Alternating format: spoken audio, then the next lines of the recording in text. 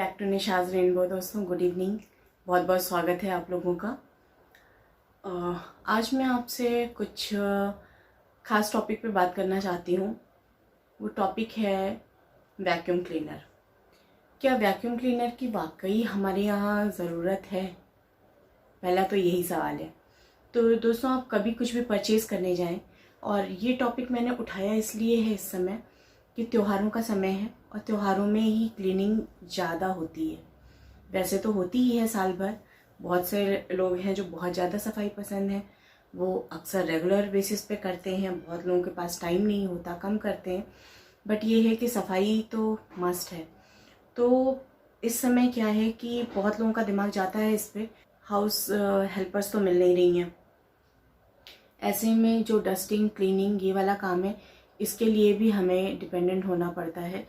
और ऐसे में वैक्यूम क्लीनर हमारे लिए कितना उपयोगी सिद्ध हो सकता है, इस बारे में मैं बात करूँगी। पहली चीज़ है, मैं जो वैक्यूम क्लीनर यूज़ करती हूँ वो भी आपको दिखाऊंगी, उसका भी रिव्यू दूंगी। उसके पहले कुछ चीज़ों पे, कुछ पॉइंट्स पे फोकस किया। उसके बाद मुझे समझ में आया कि इसका एक्चुअल यूज़ कितना है और हमारे इंडियन सोसाइटी में हम इसको कितना यूज़ करते हैं, या कितना ये हमारे लिए हेल्पफुल हो सकता है। तो ये टॉपिक है। और क्योंकि मैं देख रही थी, जो मैंने टॉपिक जिस चीज़ के बारे में बात करने का सोचा, वो टॉपिक काफ़ी लेंथी हो रहा था। तो ये वाला मैं आपको 2 पार्ट्स में दे पाऊँगी।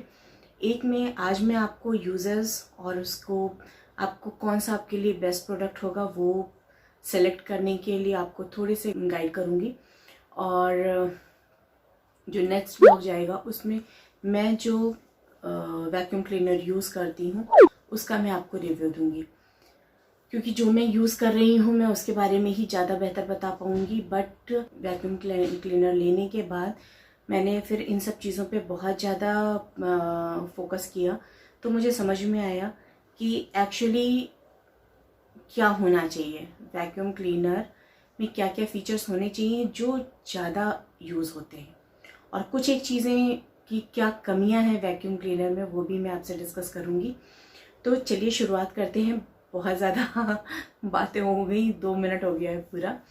तो मैं आपको बताती हूँ कि वैक्यूम क्लीनर ज़रूरी है या नहीं है। पहले तो आप अपनी प्रायोरिटीज़ डिसाइड करिए, उसके बाद आपको समझ में आएगा कि आपके लिए ये कितना उपयोगी है। तो पहली चीज़ तो है, जैसे कि बहुत से लोगों के यहाँ छोटे बच्चे हैं घर में, या बड़े बुजुर्ग हैं, ये दोनों को ही थोड़ा सा इम्यून लेवल इनका कमज़ोर होता है। तो उसके लिए अगर आप इस टाइप की चीज़ें सोच रहे हैं, आप हाउस हेल्प से डस्टिंग करवा सकते हैं, साफ़ सफाई करवा सकते हैं। बट जो वो डस्ट वो एक सरफेस से क्लीन करते हैं, तो वो ऐसा नहीं है कि एटमॉस्फेयर से हट जाता है, वो रहता आपके एटमॉस्फेयर में है। वो एक सरफेस से उठ के दूसरे सरफेस पे चला जाता है। बस इतना होता है जो हमें समझ में आता है कि हमने सफाई कर ली। तो इस पूरे प्रोसेस के दौरान आप एक पोर्शन साफ करेंगे, दूसरा पोर्शन आपको डस्टी और वो दिखता रहेगा थ्रू आउट। वैक्यूम क्लीनर का जो सबसे बड़ा प्लस पॉइंट है वो ये है कि वो जिस सरफेस को क्लीन करता है उसको वाकई वो क्लीन करता है। वहाँ पे फिर आपको डस्ट पार्टिकल्स नहीं मिलते हैं। और जिनको अस्थमा का प्रॉब्लम है, दमा का प्रॉब्लम है, जिनको साइनस का प्रॉब्लम है, उनके लिए काफ़ी अच्छा है, काफ़ी यूज़फुल है। आपके घर में छोटे बच्चे हैं, उनके लिए भी आपका एटमॉस्फेयर बहुत क्लीन होना ज़रूरी है। आपके बुज़ुर्ग हैं, वो मेडिकेशन पे होते हैं, उनका भी एटमॉस्फेयर क्लीन होना बहुत ज़रूरी। अगर आपके घर में पेट्स हैं दोस्तों, तो भी आपका एटमॉस्फेयर क्लीन होना बहुत ज़रूरी है। तो एक तो ये हो गया इसका यूज़। दूसरा हो गया कि ये आपको सपोर्ट करता है काफ़ी चीज़ों को। जैसे कुछ एक एरियाज़ होते हैं, अगर हम हाउस हेल्प की हेल्प लेते हैं, तो कुछ एक एरियाज़ होते हैं जो कि टच में नहीं आते हैं। जैसे आपका कोई भी फर्नीचर है और वो बहुत नीचे हाइट तक है, और अगर वजनी है, हैवी है, तो आप उसको बार बार खींच करके और उसके नीचे साफ़ नहीं कर सकते हैं। तो वहाँ पे आपको वैक्यूम क्लीनर बहुत हेल्प करता है। ऐसी जगहों पर हैवी फर्नीचर्स को आपको बार बार रिमूव नहीं करना होता है, वो आसानी से वहाँ पे क्लीनिंग कर देता है। क्योंकि उसमें एयर सक्शन होता है, वो पूरे एरिया को क्लीन कर देता है बहुत अच्छे तरीके से। तीसरी चीज़ है इसमें दोस्तों कि कुछ एक एरिया जो अनछुए रह जाते हैं, उसमें आपके कर्टन्स भी होते हैं। कर्टन्स मोस्टली 3 से 4 बार आई थिंक साल में धुले जाते हैं, और वो भी ये है कि त्योहार है या कोई ओकेज़न है तभी हम लोग उस पर खास ध्यान देते हैं। अदरवाइज़ फिर 1-2-4 पर्दों का सेट रखते हैं, वो टाइम टू टाइम चेंज कर लिया, तो इस तरीके से हो जाता है। और आजकल मोस्टली होता क्या है कि पर्दे कर्टन्स हम इतने महंगे लेते हैं, वो ड्राई क्लीन मांगते हैं, तो उनको आप बार बार निकाल करके धुलें ये भी पॉसिबल नहीं होता है। आप कर्टन्स को क्लीन कर सकते हैं अपने वैक्यूम क्लीनर के थ्रू। आप अपने मैट्रेसेस जो आपके बेड पे पड़े हैं, क्योंकि आजकल आपको ऐसे वो पतले वाले रुई के गद्दे तो मिलते नहीं हैं, उनको भी साफ़ करना बहुत टफ होता था, और इन मैट्रेसेस को भी क्लीन करना बहुत टफ टास्क होता है दोस्तों। तो इसकी क्लीनिंग, इसको जर्म फ्री करना, बैक्टीरिया फ्री करना, डस्ट फ्री करना बहुत ज़रूरी है। क्योंकि हम लोग सोते हैं तो कभी मुंह के बल लेट गए, कभी वो एकदम सांस आ रही है उसमें, मतलब बहुत नज़दीक से हम उसको इनहेल कर रहे हैं, तो उसका बहुत ज़्यादा प्रॉपर क्लीन होना बहुत ज़रूरी है। सोफ़ाज़, जो हम सोफ़ाज़ यूज़ करते हैं, जो चेयर्स यूज़ करते हैं, आजकल मोस्टली सभी कुशन वाले होते हैं या फैब्रिक वाले होते हैं, तो ये सब सरफेस ऐसे होते हैं कि आप इसको ना तो डेली बेसिस पे क्लीन कर सकते हैं, ना तो पॉसिबल होता है। तो ऐसी जगहों के लिए आपका वैक्यूम क्लीनर आपका एक बहुत बड़ा सपोर्ट सिस्टम होता है। तो वैक्यूम क्लीनर में ऐसे फ्रिक्वेंटली तो मैं भी नहीं यूज़ करती हूँ यार, लिया मैंने ज़रूर था, लेकिन ये है कि महीने में एक बार कोशिश करती हूँ कि ज़रूर से पूरी प्रॉपर क्लीनिंग हो जाए। उसकी वजह से थोड़ा सा फ़र्क आया है। जल्दी जल्दी जो बीमार पड़ते थे या खांसी जुकाम का प्रॉब्लम आ जाता था, अभी क्योंकि मैट्रेसेस वगैरह बहुत अच्छे तरीके से मुझे पता है कि मैंने क्लीन कर लिए हैं, तो एक टेंशन फ्री रहती हूँ मैं। ये चीज़ है। और बात करें अगर इसके ड्रॉबैक्स की, तो ड्रॉबैक्स में दोस्तों ये है कि बहुत नॉइसी होते हैं। आपको ये डिसाइड करना मुश्किल होता है कि किस वैक्यूम क्लीनर के साथ आप मूव करें, आपको अच्छी सर्विस दे। तो मार्केट में इतने टाइप के वैक्यूम क्लीनर्स अवेलेबल हैं कि वो बहुत ज़्यादा कन्फ्यूज़न क्रिएट करते हैं, और ये हमारे लिए हर बार पॉसिबल नहीं होता कि अच्छा खासा अमाउंट पे करके हम उस पर प्रैक्टिकल करें, देन फिर हम उसमें जाएं, और उसको स्विच करना भी आसान काम नहीं होता है। तो एक तो इसके बारे में बहुत सी चीज़ें हैं, क्योंकि हर कंपनी देखिए अपनी चीज़ों के लिए दावा करती है, कहती है कि हाँ हमारा प्रोडक्ट ज़्यादा बेस्ट है, लेकिन आपकी क्या रिक्वायरमेंट है, आपको किस यूज़ में लेना है, ये सब कुछ चीज़ें इस तरह की हैं कि जिन पे आप पहले अच्छे से रिसर्च कर लीजिए, उसके बाद ही कोई भी वैक्यूम क्लीनर लीजिए। वैक्यूम क्लीनर ही नहीं, मैं हर प्रोडक्ट के लिए कहूँगी, कुछ भी लेने से पहले दोस्तों आप मार्केट रिसर्च ज़रूर करिए। आप बहुत सी आपको वीडियोस इस टाइप के मिल जाएंगी जो आपको हेल्पफुल रहेंगी, तो इस टाइप की आप हेल्प लेने के बाद ही मार्केट जाएं या इन चीज़ों को ऑर्डर करें। और अब इनके बारे में मैं बता देती हूँ कि कितने टाइप के होते हैं। तो वैक्यूम क्लीनर मोस्टली 4 टाइप के होते हैं। एक तो आपका होता है वेट एंड ड्राई क्लीनिंग वाला। अगर आपका डस्टी एटमॉस्फेयर में आप रहते हैं और नहीं भी, तो फिर आपके डस्ट वगैरह को रिमूव करने में काफ़ी ज़्यादा हेल्पफुल है। तो मतलब ये तो होना ही चाहिए, ये फीचर तो होना ही चाहिए। तो 4 टाइप के होते हैं मोस्टली। एक तो ये हो गया आपके वेट एंड ड्राई क्लीनिंग वाला। आपके यहाँ छोटे बच्चे हैं, कुछ भी स्पिल कर देते हैं, गिरा देते हैं, सरफेस गंदा हो जाता है, या बेड पर ही कुछ भी गिराते हैं, तो वहाँ पे आपको क्लीन करना बड़ा आसान हो जाता है अगर आपके पास वेट एंड ड्राई वाला है। दूसरा है दोस्तों अपराइट वैक्यूम क्लीनर, जो कि आपके मोस्टली ये आपके कारपेट एरिया को और प्लस फ्लोर एरिया को क्लीन करता है।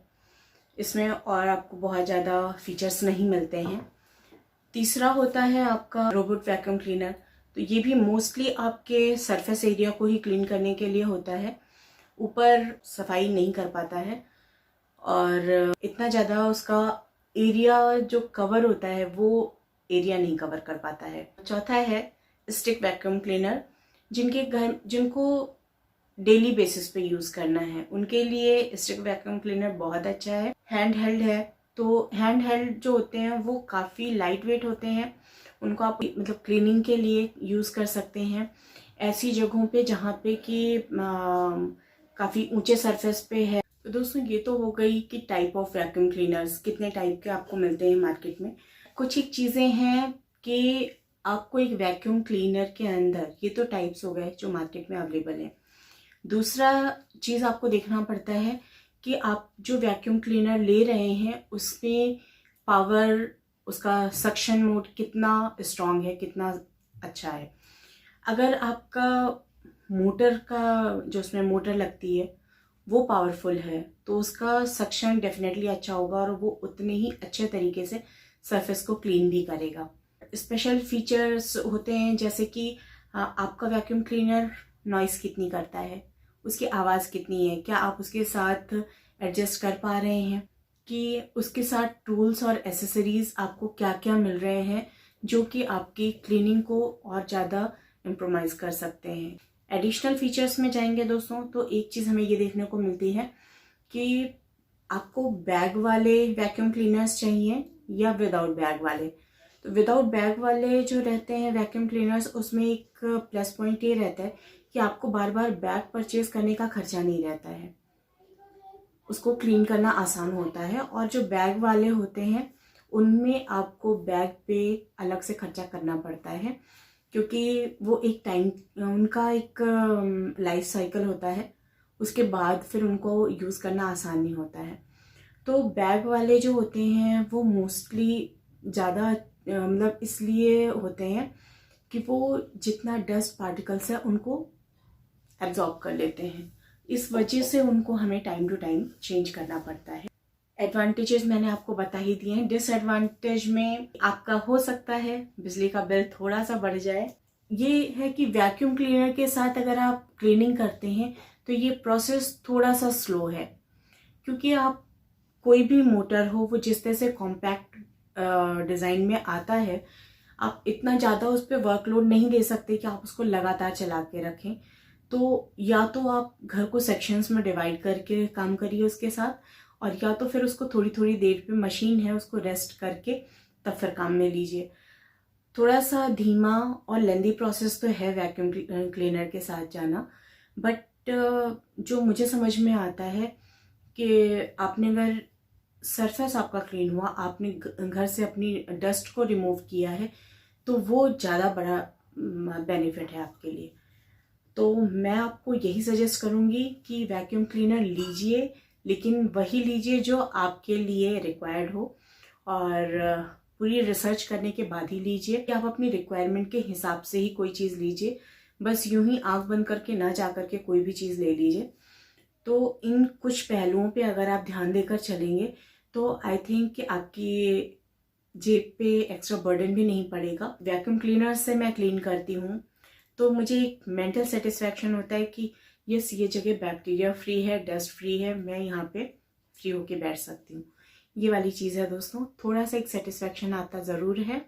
और आपके अपने एक्सपीरियंस, अगर आप वैक्यूम क्लीनर यूज़ कर रहे हैं तो ज़रूर बताइएगा मुझे कि आपको क्या ड्रॉबैक्स लगते हैं या क्या बेनिफिट्स लगते हैं।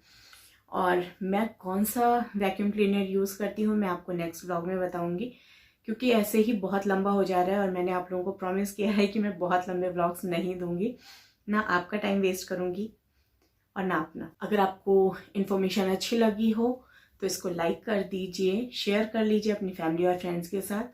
और अगर अब तक सब्सक्राइब नहीं किया है, पहली बार है मेरे चैनल पे, तो फटाफट से जाके सब्सक्राइब कर लीजिए।